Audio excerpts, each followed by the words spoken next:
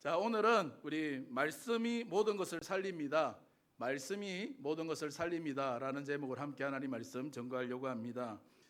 이번 9월 달은 교회적으로 우리 성경을 가까이 하는 달, 그러죠. 성경을 가까이 하는 달로 삼았습니다. 그래서 새벽마다 계속 새벽에 말씀을 전했는데 고린도후서 말씀이 아니라 새벽에 우리가 시가스를 쭉 우리 읽어 나가고 있습니다. 그리고 성경 읽기도 그동안 더워서 멈췄다가 오늘부터 또 성경 읽기도 시작했거든요. 여러분, 이제 2024년이 몇 달 남았습니까? 안 세봤습니까?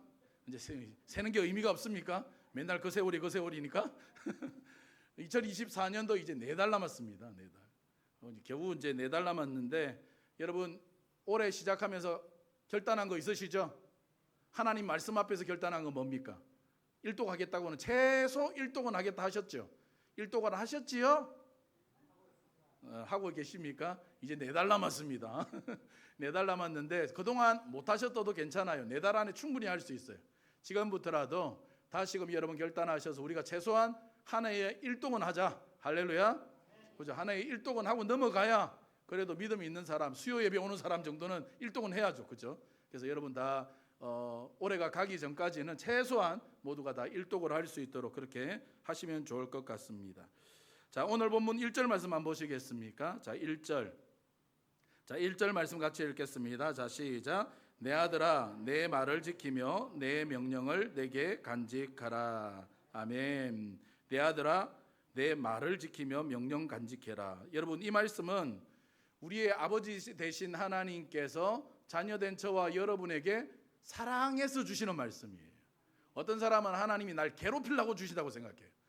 말씀 안 하면 그냥 나 자유롭게 살아라 그렇게 하시면 될 건데 꼭 나를 괴롭히고 싶어서 주신다 생각이 아니에요. 하나님이 여러분을 사랑하셔서 지금 여러분에게 이 말씀을 하시는 거거든요. 그런데 뭐라고 말씀하셨어요? 내 아들아, 내 딸아, 너는 내 말을 지키고 내 명령을 내 마음속 깊이 간직해라. 내 말을 지키고 내 말씀을 간직해라 그랬어요. 그리고 이어서 2절 말씀도 보세요. 2절도 한번 다 같이 읽겠습니다. 자, 시작. 내 명령을 지켜서 살며 내 법을 내 눈동자처럼 지켜라. 아멘. 내 명령을 어떻게 하라고요? 지켜서 살며 그랬거든요. 내 명령 지켜서 살며 그랬는데 이 말씀을 그냥 그대로 이렇게 우리가 해석을 하면 너는 내가 너에게 준 명령 잘 지키면서, 명령을 잘 지키면서 살아라 그런 뜻이라고 생각하는데 아니에요. 잘 지키면서 살아라 그런 말이 아니라, 이게 현대인의 성경으로 보니까 이 말씀을 갖다가, 이 구절을 갖다가 어떻게 번역되어 있냐면 이렇게 번역되어 있습니다. 내 명령을 지켜라. 그러면 네가 살 것이다. 그러니까 명령 잘 지키면서 살아라가 아니라 네가 하나님의 명령을 잘 지키라. 그러면 어떻게 된다고요? 네가 살게 될 것이다. 할렐루야. 사랑하는 여러분, 하나님의 말씀은 살리는 능력이 있습니다. 하나님의 말씀은 생명력이 있는 거예요. 그래서 히브리서 4장 12절 말씀 잘 아시죠? 하나님의 말씀은 살았고, 그 다음에요, 운동력이 있고, 그죠? 할렐루야. 하나님의 말씀은 살아있어요. 살아있다는 건 막 이렇게 활동한다는, 살아있다는 말도 되지만 살리는 능력이 있다는 말씀이기도 해요. 여러분, 성경 말씀은요, 우리가 읽고 있는 이 성경 말씀은 그냥 글자 아닙니다. 그냥 글자라고 생각하면 책이다, 글자다 이렇게 생각하시면 안 돼요. 옛날에 대학원 다닐 때 한 분이 오셔가지고 1시간 동안 원로 목사님이셨는데 뭔 설교하셨는 줄 알아요? 성경이지 왜 성서냐래요. 그러니까 경전이지. 그러니까 이게 글자, 성서는 책이잖아요. 책이 아니다 뭐 이런 이야기를 1시간 동안 하고 가셨는데 기억하셔야 됩니다. 이건 글자 아니에요. 글자 아니에요. 여러분, 말씀에는 생명력이 있습니다. 살리는 능력이 있습니다. 마가복음 5장에 보면 해당장 야이로의 이야기가 나오고 있습니다. 당시 해당장이라는 것은 지금으로 말하면 지역에서 해당 안에서 실제적인 지도자 역할을 하면서 실제적인 지역의 유지다 이렇게 생각합니다. 많은 사람들에게 존경받고 관심받는 존재가 해당장이거든요. 그런데 딸이 아파 죽게 된 거예요. 딸이 아파 죽게 되어서 예수님께 달려 나와서 무릎 꿇고 예수님께 간청합니다. 그리고 예수님이 어떻게 하십니까? 가는 길에 해당장 야이로의 딸이 어떻게 됐습니까? 가는 길에 아파다 그래서 갔는데 가기 전에 벌써 죽었어요. 죽은 해당장 야이로의 딸을 예수님이 가셔서 어떻게 하십니까? 죽었는데 다시 살리시거든요. 여러분 아시죠? 어떻게 예수님이 죽은 이 야이로의 딸을 살렸습니까? 그죠? 말씀으로 잘 아시죠? 그거 마가복음 5장 41절 42절 말씀에 보면 그 살리는 장면이 나오는데 거기에 대해서 제가 한번 읽어보겠습니다.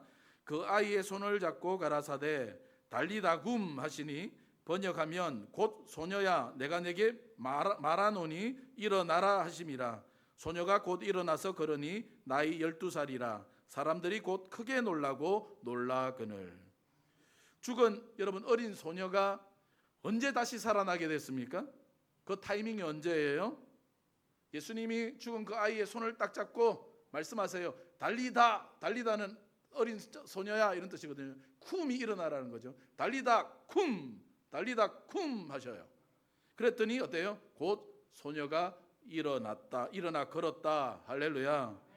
다시 말하면 예수님께서 뭐 하셨을 때요? 말씀하시니까, 말씀이 들어가니까 죽었는데 살아나는 역사가 일어나는 거예요.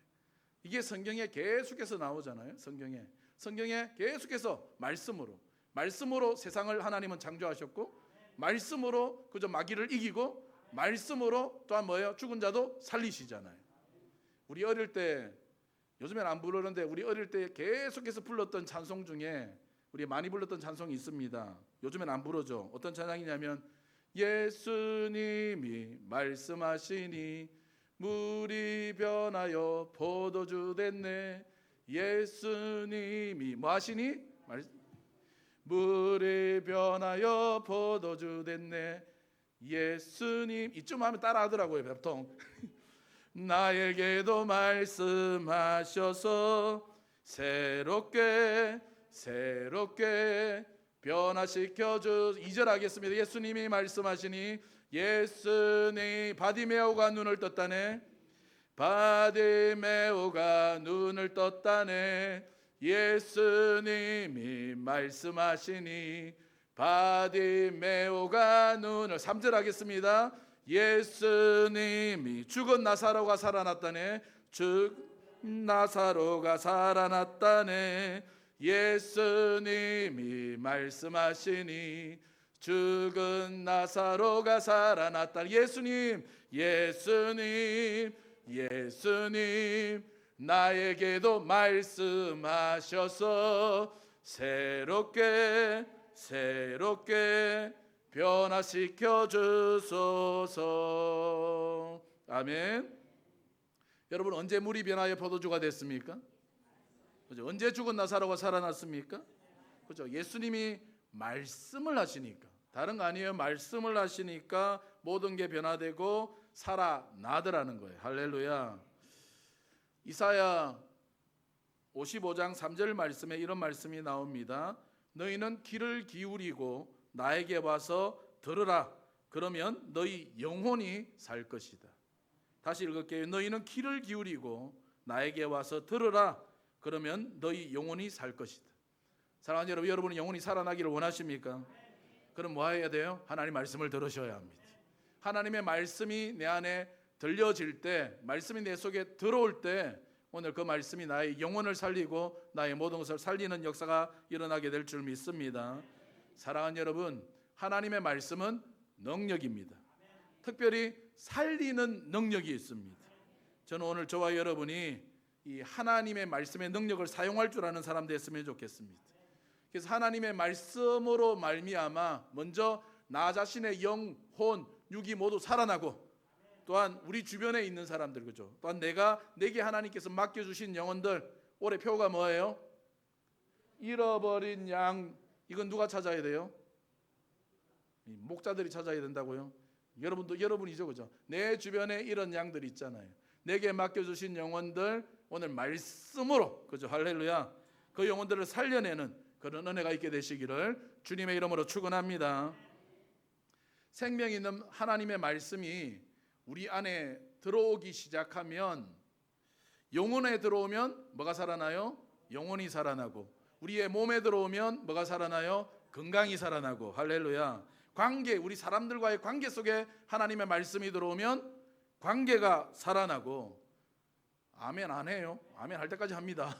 여러분의 사업 안에 들어가면 사업이 살아나고, 우리의 가정에 들어오면 가정이 살아나고, 우리 자녀들에게 말씀이 들어가면 우리 자녀들이 살아날 줄 믿습니다. 제가 이전에 섬기던 교회에서 청년들하고 이 단기 선교를 보통 다른 교회들은 여러 군데 다니잖아요. 저는 여러 군데 안 다니고 5년 동안 있는 동안에 청년들하고 한 군데 딱 다녔습니다. 네팔만 갔어요. 네팔만. 팔이 4개 달린 나라. 아재 개그를 했더니 또 네팔을 계속 몇 번을 왔다 갔다 했는데, 그 당시만 해도 네팔이요, 세상에서 가장 못 사는 나라 탑3 안에 들었어요. IT, 뭐 소말리아, 뭐 그다음에 이게 비등비등했어요. 네팔 세 군데가 비등비등했거든요. 정말 가난하고 형편이 없는 나라였습니다. 근데 특히 제가 청년들을 데리고 들어간 곳은요, 네팔 중에서도 잘 사는 뭐 수도, 뭐 카투만두 같은 수도가 아니라 그 수도로부터 가장 극서부 지역, 가장 서쪽으로 버스를 타고 한 3일 동안 가야 돼요. 어떤 때는 나흘 동안 그냥 계속해서 갔어요. 극서부 지역을 가요. 이 네팔의 수도로부터 가장 먼 곳에. 왜 그곳에는 어떤 지역이냐면, 옛날에 네팔에 왕이 있을 때 왕이 지 마음에 안 들면 여러분 어디로 보내요? 기양 보내죠. 기양 보낼 때 어디 보내냐? 거기 보내요. 마음에 안 드는 사람 제일 멀리 쫓아서 거기로 보내는 데가 거기였거든요. 그 지역을 가는데 그 지역 이름이 도티라는 지역이었어요. 근데 정말 신기한 게 뭐냐면, 매년을 이렇게 갔는데 매년 갈 때마다 희한한 게 뭐냐면, 정말 형편이 없었는데 그 지역이요, 1년 갈 때마다 너무너무 달라지는 거예요. 너무너무 막 살아나고 달라지는 모습을 진짜 눈으로, 피부로 느낄 정도로 확확 달라지더라고요. 도티라는 지역에 이제 섬기던 교회에서 거기에 뭘 세웠냐면 학교를 만들었어요. 도티 수정영재학교랑 그다음에 도티 수정병원 2개를 세웠어요. 그 극서부의 병원과 학교를 세웠는데, 이 도티에 세워진 이 수정영재학교는요, 이게 지방 있잖아요. 도티 고등학교, 초등학교부터 어린이 유치원부터 이게 고등학교까지 다 있는 학교거든요. 근데 네팔에서 지방에 있는 학교에서 전국 1등이에요. 지방에서 전국 1등. 그리고 전국으로 따지면 수도에 있는 카투만두에 있는 학교까지 다 합치면 전국에서 5손가락 안에 들은 명문 학교가 됐어요. 극서부에 있는데, 아주 극서부, 그것도 시골 깡촌에 있는데 전국 1위예요. 전국 5등 안에 들고 지방에서는 전국 1위예요. 어떻게 이럴 수 있냐? 그러면 처음부터 그렇게 된 건 처음부터 제일 뛰어난 아이들만 뽑은 거 아니냐? 아니에요. 아니면 선생님들이 탁월한 거 아니냐? 아니에요. 그 극서부에 누가 선생님이 좋은 사람이 오겠어요? 그렇죠? 근데 단 한 가지 다른 게 있었어요. 다른 학교랑 다른 건 뭐냐? 하나님의 말씀이 있어요. 거기는. 학교에 하나님의 말씀이 들어가니까 학교가 살아나는 겁니다. 그리고 정말 가난하고 그 지역이 소외되었고 불쌍한데 그 지역에 교회가 세워지고 하나님의 말씀이 그 지역에 선포되고 말씀이 들어가니까 도시가 막 살아나는 거예요. 할렐루야. 제가 처음에 이제 청년들을 데리고 네팔을 들어갔는데, 그때 네팔 전국이 너무너무 혼란했습니다. 뭐 정부하고 반군하고, 지금은 반군이 없는데 그때는 반군이 있었어요. 정부군하고 반군하고 맨날 싸워요. 맨날 싸워가지고 맨날 뉴스에 네팔에 누가 죽었다, 폭발 테러가 일어났다. 심지어 제가 카트만두 돌아다니는데 금방 지나갔는데 3분 뒤에 저 뒤에서 폭발이 일어났거든요. 거기다가 그 당시에는 종교의 자유도 없어요. 네팔은 종교의 자유가 없어요. 지금도 거의 없거든요. 근데 지금은 그래도 말리지는 않아요. 종교의 자유가 없어서 대놓고 복음을 전할 수도 없는 그런 상황이었습니다. 그러다 보니까 처음 계획대로 가기 전에 이렇게 선교하겠다 계획을 세웠는데 계획대로 선교를 할 수가 없는 거예요. 그래서 기도하는 거죠. 하나님, 이런 상황이 됐는데 어떻게 하면 좋겠습니까? 그러면서 기도하는 거예요. 기도하는데 아이디어가 떠올라야죠. 계속 기도하는데 제 마음에 자꾸 생각이 떠오르는 게 있었어요. 그게 뭐냐면, 자꾸만 뭐가 떠올랐냐면 대동강변에서 순교했던 토마스 선교사가 떠오르는 거예요. 여러분, 대동강변에 순교한 토마스 선교사님을 기억하십니까? 토마스 선교사가 어떤 분입니까? 1866년에 토마스 선교사 그때 나이가 27이에요. 이 27에 미국에 있는 제너럴 셔먼호를 타고 대동강변을 따라 평양으로 복음을 전하기에 옵니다. 오다가 그 당시에 이제 대원군의 세국 정책이 있었죠. 그래서 오히려 타고 오다가 조선 군에게 잡혀서 목배임을 당하고 그 자리에서 선교하러 왔는데 한마디도 외치지 못하고 그냥 순교합니다. 세상적으로 볼 때 어떻습니까? 세상적으로 볼 때는 선교가 성공한 거예요, 실패한 거예요? 실패했다고 생각할 수 있겠죠. 근데 이 토마스 선교사가 그런 일화 있죠. 마지막 불타는 배 위에서 막 가지고 온 쪽복음을 막 던지면서 야소 야소 뭐예요? 예수 예수 그러면서 전가하고 붙잡혀서 목베임 받아 죽었다 그러거든요. 그로부터 이제 선교는 끝난 줄 알았어요. 끝난 줄 알았는데 어떤 일이 벌어졌느냐?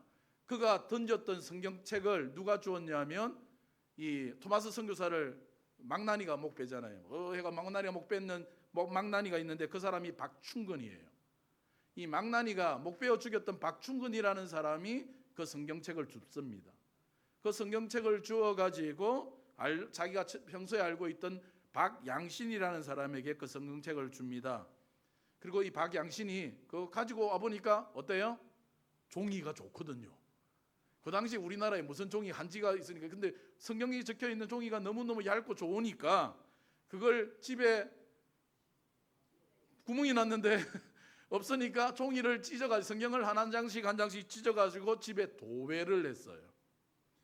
그리고 성경으로 도배한 그 집을 나중에 누가 사느냐 하면 박치량이라는 사람이 그 집을 사서 여관으로 꾸밉니다. 그래서 사람들이 이제 장사하는 사람들이 평양에 많이 오잖아요. 장사하러 평양에 오는 사람들이 그 여관에 묵을 때마다 그 당시에 뭐가 핸드폰이 있겠어요, TV가 있겠어요. 심심하잖아요. 근데 심심하면 눈을 들면 뭐가 보여요? 성경책이 보이는 거예요. 그래서 자기도 모르게 그냥 성경 읽게 되는 거죠. 그리고 그러다가 나중에 마포 삼열 선교사님이 평양에 왔는데 그 집에 그 여관에 하필이면 묵게 됐는데 보니까 성경이 거기에 있는 거예요. 그래서 그 집을 매입을 하게 되어지고 그 매입한 집을 교회로 세웠는데 그 교회 이름이 첫 번째가 널다리골 교회, 널다리골 교회가 되었습니다. 그리고 그게 점점 커져서 널다리골 교회가 1907년 평양 대부흥 운동을 일으킬 때 주도했던 교회, 장대현 교회가 바로 널다리 교회예요. 그리고 토마스 선교사를 목베어 죽였던 아까 누구의 박충근이라는 사람, 그리고 그 집에 성경을 찢어가지고 여관을 삼았던 최치량이라는 사람이요 장대현 교회의 장로가 되었습니다. 할렐루야. 끝난 줄 알았어요. 근데 여러분, 말씀은 능력이거든요. 하나님 말씀은 생명력 있게 살아나는 거거든요. 제 마음에 자꾸 이 토마스 선교사 마음이 떠올랐어요. 그래서 같이 가던 청년들에게 말했습니다. 야, 가서 하얀 백지 다 가지고 와라. A4 용지 가져왔으면 A4 용지 가져와서 4등분 해라. 그리고 거기에 지금부터 어떤 성경 구절들이 더 좋으니까 성경 구절을 다 적어라. 그랬더니 청년들은 여러분 아멘 그러고 순종하는 사람 별로 없어요. 그죠? 자기들이 이해 안 되면 무조건 물어야 돼. 그죠? 꼭 순종 안 해요. 묻거든요. 목사님 왜 해야 돼요? 왜 그걸 해야 돼요? 안 하면 안 돼요? 그랬더니 하라니까? 그랬더니 그러면 네팔어로 적어야 돼요? 한국어로 적어요? 또 물어요. 한국어도 네팔어도 믿음으로 적어라. 제가 친절한 목사라 또 왜 적는지 그 답을 해줬습니다. 네팔은 너희들 알다시피 지금 우리가 대놓고 선교할 수 있는 곳이 아니지 않냐. 지금 또한 이 반군하고 정부군하고 싸우고 있어 더 상황은 어렵다. 우리가 한국에서 준비한다고 준비해 왔지만 이거 아무 쓸모 없게 된 것 같다. 그러니까 그런데 나는 믿는다. 오늘 우리가 준비해 온 거 하나도 못해도 이 가난하고 불쌍한 이 나라, 온통 우상 숭배로 물들어 있는 이 나라가 하나님의 말씀이 들어가면 반드시 이 땅이 변화되고 살아나게 될 거다. 난 이걸 믿는다. 그러니까 말씀 적어라. 말씀 적어서 뭐 하려고요? 이제부터 가는 지역마다 우리가 선포는 할 수 없으니까 대놓고 말씀 못 전하니까 우리 토마스 선교사님처럼 말씀을 던지자. 하나님 말씀을 던지면 하나님의 말씀이 생명력이 있어 살아나는 역사가 일어날 거다. 나는 그렇게 믿는다. 그러면서 적게 했어요. 그랬더니 청년들이 또 그런 거는 또 감동을 받아요. 또 아멘 그러면서 적어요. 저는 지금도 믿습니다. 네팔 교회가요, 여러분 아십니까? 네팔이 지금 전 세계에서 가장 부흥하는 교회가 네팔 교회예요. 네팔이 엄청나게 부흥하고 있습니다. 그게 물론 지금까지 많은 선교사님들이 들어가서 수고하고 눈물과 땀을 흘렸기 때문에 그런 결과가 일어났기도 했겠지만, 저는 믿는 게 있어요.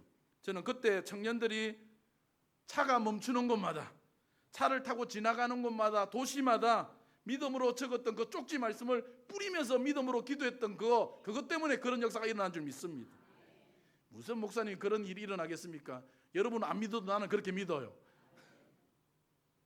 제가 이제 청소년 사역 처음 할 때요, 중고등부 수련회를 갑니다.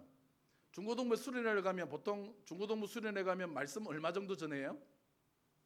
보통 전도사님들, 그때 전도사 때거든요. 보통 전도사님들은 수련회 가서 말씀 전하면 길어야 1시간 반이에요. 그것도 길다 그래요. 1시간 안에 끝내요. 근데 저는 3시간에서 4시간 했어요. 미쳤죠? 3시간, 4시간을 왜 했냐 하면, 우리 같이 갔던 중고등부 학생들이 말씀을 잘 들어서 3시간, 4시간을 한 게 아니라 너무 도구로 안 들어요. 너무 안 듣는 거예요. 그래서 수련회 가면 어떻게 하냐면 의자에 앉지 않잖아요. 바닥에 앉잖아요. 말씀 전하면 그때부터 자요. 찬양할 때는 뛰고 막 찬양하더니 말씀만 전하면 자는 거예요. 그래서 제가 머릿속에서 화가 났어요. 너희들이 자봐라. 3시간 동안 내가 말씀을 3시간 4시간 전할 건데 바닥에 앉아가지고 너가 한번 3시간 4시간 한번 자봐라. 자지는가?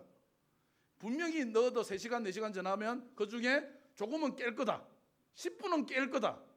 그래, 그 10분 안에 내가 전하는 말씀 중에 10분 중에 그 말씀이 하나라도 들어가면 그거는 너는 변화될 거다. 그 믿음으로 3시간 4시간 전했어요. 그러니까 그 10분을 위하여, 아니면 1분 눈 뜰 때를 위하여, 그 1분 눈 뜰 때를 위해서, 10분 눈 뜰 때를 위해서 그냥 3시간 4시간, 진짜 3시간 4시간 눈 감고 있는 모습 보면 말씀 전하기 싫어요.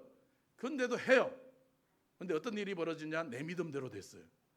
진짜로 1시간에 1분 눈 떴는데 변화돼요. 10분 눈 떴는데 변화되는 역사가 일어나요. 왜요? 말씀이 능력이에요. 말씀이 생명이거든요. 여러분, 여기에 팁을 얻으셔야 돼요. 여러분이 이제 도전을 받아야 되는 건 우리 부모들이 도전을 받으셔야 되는데, 여러분 가정에 우리 자녀들, 우리 가족들, 우리 정말 안 변해요. 내가 그렇게 새벽에 와서 기도하고 그렇게 해도 정말 예수 안 믿으려고 그러고 안 변해요. 팁을 드립니다. 가정에 인테리어다 그러고 말씀 구절을 성경 구절을 눈에 제일 잘 보이는데 자꾸 붙여 놓으셔요. 인테리어, 이거 뭐라고, 왜 말씀 자꾸 붙이냐 그러면 아니다, 인테리어다라고 하세요.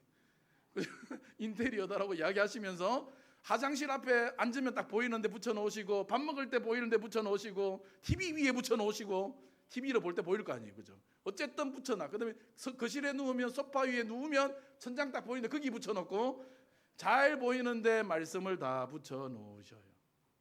그러면 어떻게 돼요? 아이고 목사님 그런다고, 아이고 지금까지도 내가 아무리 해도 안 됐는데 안 변합니다. 그러면 네 믿음대로 돼요. 그러나 오늘 하나님 어쨌든지 그 말씀이 한 말씀 한 구절이라도 들어가면 그 영혼이, 우리 자녀가 변화될 줄 믿습니다. 그 믿음대로, 믿음으로 여러분 하시면 오늘 믿음대로 일어나게 될 줄 믿습니다. 자, 다시 본문으로 돌아오셔서 1절 말씀 다시 보시면, 내 아들아 내 말을 뭐하라고요? 지켜라 그랬습니다. 또 2절 말씀에도 보면 내 명령을 지켜라, 그리고 내 법을 내 눈동자처럼 뭐하라? 지켜라 그랬거든. 지켜라, 지켜라, 지켜라. 왜 하나님은 하나님 말씀을 지키라고 말씀하실까요? 괴롭히려고요? 우리 하나님이 우리에게 이 말씀을 주실 때 우리를 괴롭히려고 주시는 게 아니라 오늘 우리에게 복을 주시려고 하나님이 이 말씀을 주시는 줄 믿습니다. 여러분, 오늘 우리가 하나님 말씀을 잘 지킨다고 해서 구원받는 건 아니에요. 그죠? 구원하고 하나님 말씀 순종하고 별로 조금 그래요. 만약에 오늘 우리가 하나님 말씀을 잘 지켜야 너희들 구원받는다 그러면 여기 우리 가운데 하나님 앞에 구원받을 사람 그렇게 많지 않을 거예요. 그죠? 우리 목사님만 받으실 건가? 오늘 우리가 구원을 받는 건 하나님의 말씀을 지켜서가 아니라 오늘 우리를 위해 값없이 피 흘려 주신 예수 그리스도, 하나님의 어린 양 예수 그리스도를 믿을 때 오늘 우리는 구원받는 줄 믿습니다. 근데 여러분, 오늘 우리가 하나님이 우리에게 원하시는 건 뭐냐면 오늘 우리가 예수 믿고 구원받고 천국 가는 것만 하나님이 우리에게 원하시는 게 아니에요. 그것뿐만 아니라 뭐 하기 원하시느냐? 하나님 우리의 삶이 더 풍성한 삶을 살기를 원하세요. 더 복된 삶을 살기 원하시거든요. 요한복음 10장 10절 말씀 잘 아시죠? 내가 온 것은 양으로, 여러분이죠. 양으로 생명을 얻게 하고, 생명을 얻게 하는 것뿐만 아니라 뭐예요? 더 풍성히 얻게 하려 함이라. 할렐루야. 축복합니다. 저는 오늘 저와 여러분이 잘 되기를 바랍니다. 더 풍성한 복된 삶을 사시기를 바랍니다. 근데 여러분, 이 풍성한 삶, 이 복된 삶, 복을 어떻게 해야 얻을 수 있냐? 복은 그런 거예요. 복은 하나님의 말씀을 지킬 때, 우리가 예수님을 믿을 때 구원을 받지만 우리의 복은 어떻게? 하나님 말씀에 지킬 때, 하나님 말씀을 순종할 때 오늘 우리에게 하나님이 예비하신 축복이 임하는 거예요. 오늘 우리가 말씀을 지키고 우리가 하나님 앞에 나아갈 때 하나님이 예비하신 복이 임하는 겁니다. 신명기 말씀 잘 아시죠?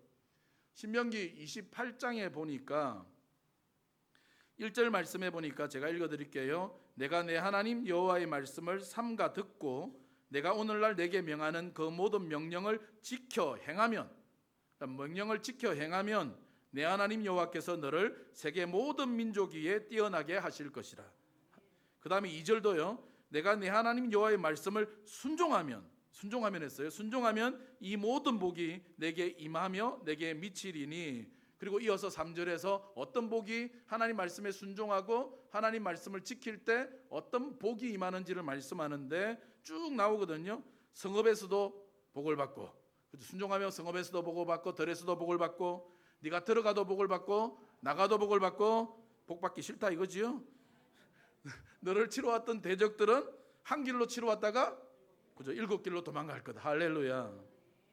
그리고 12절 말씀에도 28장 12절 말씀에도 보니까 하나님 말씀을 지킬 때 어떤 은혜를 주시느냐? 여호와께서 너를 위하여 하늘의 아름다운 보고를 열어 주실 거다. 보고가 뭐예요?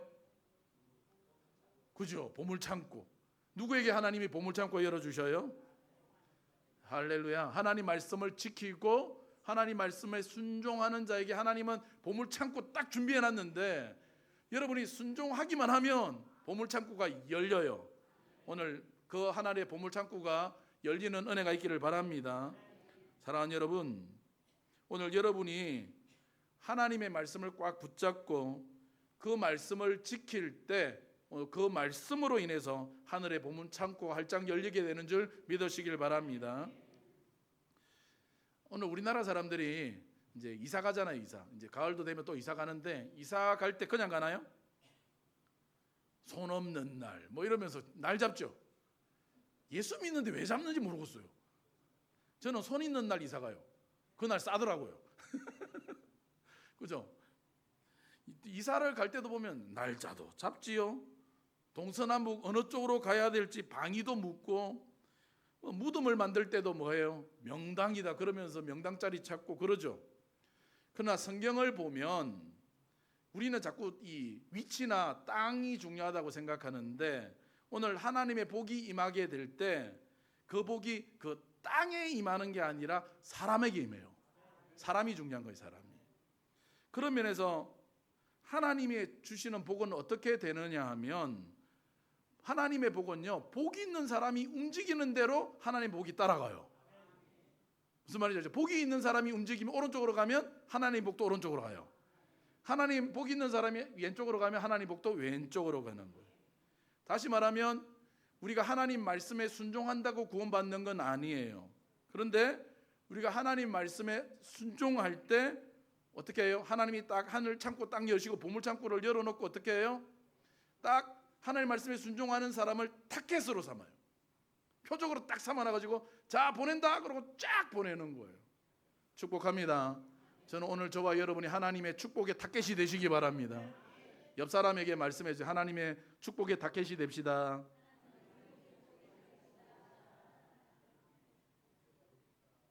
사랑하는 여러분, 성경을 보십시오. 요셉이 가는 곳마다 복이 따라왔어요? 안 왔어요? 그죠? 요셉이 어딜 가든지 따라 붙었잖아요. 따라 붙죠. 그죠? 여기 가면 여기 되고 저기 가면 저기 되고 다 되잖아요. 여러분 복이 따라 붙는 사람 되시기 바랍니다. 세상 사람들은 자꾸 복을 쫓아다녀요. 여기 가면 복이 있고 저기 가면 복이 있고 이러면 복이 있고 복을 쫓아가요. 우리는 복을 쫓아가는 사람이 아니에요. 우리는 복이 따라오는 사람들이에요. 옆 사람에게 말해주세요. 복이 따라 붙도록 삽시다. 할렐루야. 여러분 선교사님들이 그 고향도 아닌 고국도 아닌 선교지에 나가는 거 왜 의미가 있는지 아십니까? 왜 그런가요? 이제 이전에 네팔을 갔더니 네팔에 있는 선교사님이 어려 선교사님이셨어요. 어려 선교사님이 뭐라 했냐면 청년들한테 말할 때 이런 말을 하셨어요. 선교가 뭐냐? 선교는 삶이다. 삶은 달걀이다. 뭐 이렇게 이야기하셨거든요. 그러니까 무슨 그 말이 무슨 말을 하려고 하셨냐면 선교는 뭔가 대단한 거 위대한 거 하는 게 아니라 선교사가 그 땅에 와서 사는 그 자체가 선교다. 뭔가 위대한 일을 했기 때문에 선교사님이 뭔가 위대한 업적을 이루었기 때문에 선교사님이 필요한 게 아니라 선교사님은 복이 든 사람인 거예요. 할렐루야. 복이 따라 붙는 사람이 그 땅에 가면 복이 없는 그 땅이 어떻게 돼요? 복이 있는 나 때문에 바뀌는 거예요. 할렐루야. 아브라함은 어떤 사람이에요? 복 있는 사람이에요? 아니요. 아브라함은 복이 있는 사람이 아니라 아브라함은 복의 근원이에요. 그죠? 복의 근원이라고 그랬잖아요. 아브라함은 복의 근원이기 때문에 아브라함 때문에 아브라함이 가는 곳이 잘 돼요. 마찬가지예요. 선교사님이 선교지에 들어가는 게 왜 의미가 있냐? 거기서 사역을 잘해라 이게 아니에요. 그 땅에 가서, 그죠? 주님이 없는 그 땅에 가서 같이 사는 것 그 자체가 복이 있는 아브라함이기에 하나님의 복이 그 땅 가운데 임하기 때문에 중요한 거예요. 가정에, 여러분의 가정에 목사님이 신방 가는 게 왜 중요한지 아세요? 왜 신방 받아야 돼요? 하나님이, 우리는 그러거든요. 신방하면 올해 우리에게 주시는 약속의 말씀을 받아야, 이것만 중요해. 몰라서 그래요. 왜 중요하냐면 복이 따라붙는 목사님이랑 성도님들 우리 가정에 와. 그럼 우리 가정에 오면 어떤 일이 벌어져요? 복이 같이 따라온다니까요. 그러니까 신방 받아야 되는데 이걸 모르니까 집사님 가정에 신방 갑니다. 그럼 오지 말래. 귀찮대요. 귀찮다. 왜 오냐 핑계대고 오지 말라고 자꾸 핑계대고 바보예요. 그는 바보예요. 그죠? 복을 걷어 차는 거예요. 복이 따라붙는 목사님 자꾸 오라고 그래야 되는 거예요. 할렐루야. 내일부터 계속 불러서 큰일이겠다 이제. 축복합니다. 여러분 하나님의 큰 복이 따라붙는 그런 삶을 사시기를 주님의 이름으로 축원합니다. 한 가지만 더 간단히 말씀드리고 말씀 마치겠습니다. 자, 본문 3절 보시겠습니까?